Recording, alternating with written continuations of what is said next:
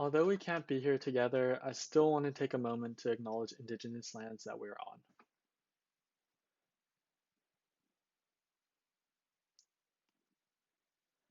Acknowledgement is powerful. However, when was the last time you did more than take 10 seconds to acknowledge the past? When was the last time you listened to an Indigenous story to truly understand their tribulations? Today, I want to take you one step beyond acknowledgement. During time spent with the California Air Resources Board Environmental Justice Unit, I learned about the power of Indigenous storytelling. Over the course of my presentation, I will introduce you to why Indigenous storytelling is so fundamental to environmental justice, show you two overarching trends with real-life case studies, and share my findings on Indigenous storytelling. Throughout the presentation, I implore you to constantly reflect on how you can act upon this knowledge. As with any story, let's start at the beginning. Predating even written word, Indigenous people passed down traditional stories and cultures through folk tales, through songs, chants, and ceremonies. Indigenous people live in harmony with the earth, which they consider sacred. As Harrison Harper put it, tribal communities live in an ethno-habitat.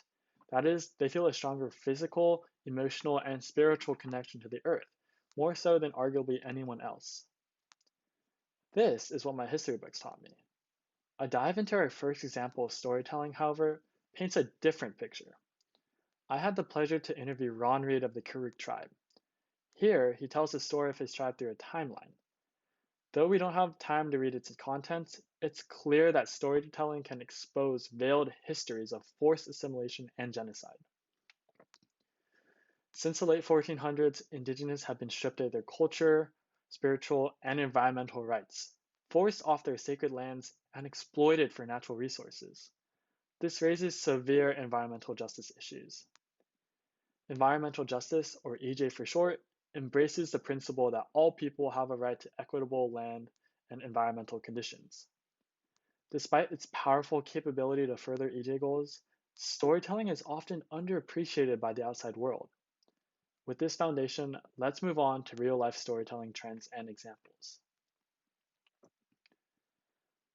The first and oldest trend of storytelling is traditional. Traditional indigenous storytelling is an oral, intergenerational, and interactive way of passing down culture and heritage. Asiki and Wilson explained that there are three levels of storytelling. One, sacred stories, which are specific in form, content, and structure. Two, mythical stories, which teach morals, lessons, or events. And three, personal stories, often taught by elders to teach and counsel. Oral storytelling shares several commonalities across tribes, which has given rise to the use of indigenous storytelling as a distinct term. Many stories are gained from animals, plants, the moon, the stars, water, and even the wind. At its core, traditional storytelling is an art form known for its rich oral traditions, relational at its core, and serves as an integral part of their identity as a people. In particular, it is a primary way to pass down culturally built knowledge and shared history while instilling moral values. For indigenous people, their lands is the only place they can practice their religion. So, what are the greater implications of building dams, railroads, and pipelines through their lands? Essentially, indigenous people lose their ability to transfer their history, their culture, and traditions intergenerationally. Thus, their way of life lives and dies with their land. Conversely, traditional storytelling is key to biocultural conservation, as it teaches observers indigenous worldviews, it facilitates dialogue of environmental issues, and it promotes collaboration in conservation. With a firm understanding of traditional storytelling, let's discuss some real-life implications. Ron Reed and I talked in depth about his tribe's traditional salmon ceremony, where he transmits history and culture to his 5 children. Many years ago, there was an abundance of fish and salmon to last all 4 seasons. Salmon was a crucial part of everything they did, and they hosted a great ceremony every spring. Now, anthropogenic issues like climate change and dam construction have severely reduced the salmon population. Ron fears that lack of salmon will impact the ceremony greatly. The salmon ceremony was significant in teaching its people the importance of living off the land, being one with nature, and appreciating coexistence with the great creator. Ron feels that systemic racism has, quote, stripped us of our integrity, our sense of well-being, and sense of identity. Even with limited access to ceremonial grounds, Ron stressed his commitment to continuing the ceremony until there is not a single spring salmon on the planet. As is the case with the Crook tribe, oral storytelling evidently remains an incredibly large part of Indigenous life and advocacy today. Now that we learned about this trend, let's learn about the second trend. While oral storytelling is the root of Indigenous environmental storytelling, it has limited reach due to its in-person nature. This is where a relatively recent second trend comes in: digital storytelling. Through the use of photography, story maps, films, podcasts, and social media, Indigenous EJ advocates are able to reach a broader audience. In the words of Reed, digital media has changed the way tribes can communicate with their youth and masses.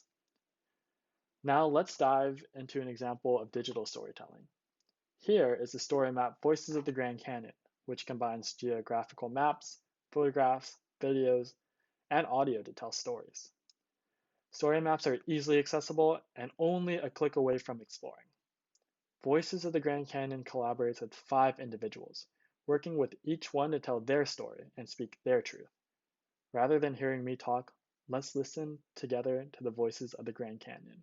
Casca. I'm a member of the Havasupai tribe. My people, Havasupaja, which means people of the blue-green waters. My parents have always told me about this area when I was growing up in the village of Supai. Right now, the National Park Service is celebrating their centennial year of 100 years being a national park.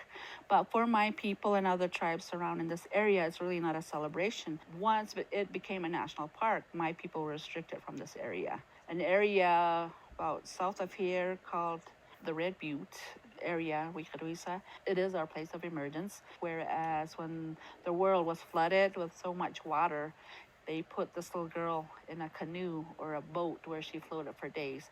But that's where she landed at Red Butte, the top of Red Butte. So that is our place of emergence. And Red Butte area for my people is a traditional cultural property to this day. Anybody, any president, whoever is in charge can easily change that with a stroke of a pen. As we see, the Grand Canyon is much more than a tourist destination. It is a place of origin and identity, one which the government kicked Native people away from. Perhaps I can't speak for everyone, but this caused me to look at the Grand Canyon in a whole new light. With accessible online story maps, Indigenous EAJ advocates now have a permanent, easy to spread documentation method by which to raise their voices. Digital means provide opportunities for Indigenous communities to control the way that they are perceived and express connections to a broader audience.